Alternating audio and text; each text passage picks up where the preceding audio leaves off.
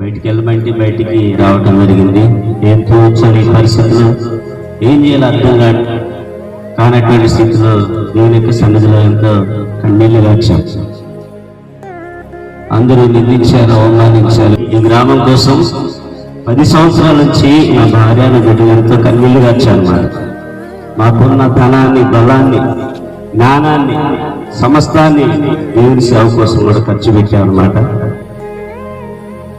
కాబట్టి ఈరోజు ఎవరికోసం అయితే కష్టపడ్డామో, ఎవరికోసం అయితే ప్రయాసపడ్డామో వాళ్ళకి మేము శత్రువులుగా మారిపోయాం.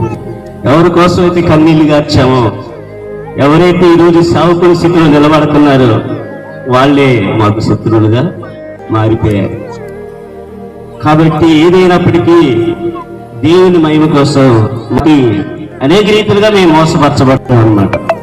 దైవజనుల ద్వారా, విశ్వాసుల ద్వారా, ఇంకా తోటి సహోదరుల ద్వారా అనేక రీతిలో చాలా నలగొట్టబడ్డాం. ఉదయానికి నాకు, అమ్మగారి పిల్లలు చాలా గాయాలేని అన్నమాట. ఈరోజు పడిన ప్రయాస, కష్టపడిన కష్టం, ఆ బాధ, 9 సంవత్సరాలు పడిన ప్రయాస, నా రక్త సంబంధుల అన్నదమ్ముల కోసం కూడా, ఈ గ్రామం కోసం, మాతో ఉన్న ప్రజల కోసం కార్చిన కన్నీళ్లు, చేసిన ప్రార్థనలు నా రక్త అన్నదమ్ముల కోసం కూడా చేయలేదన్నమాట.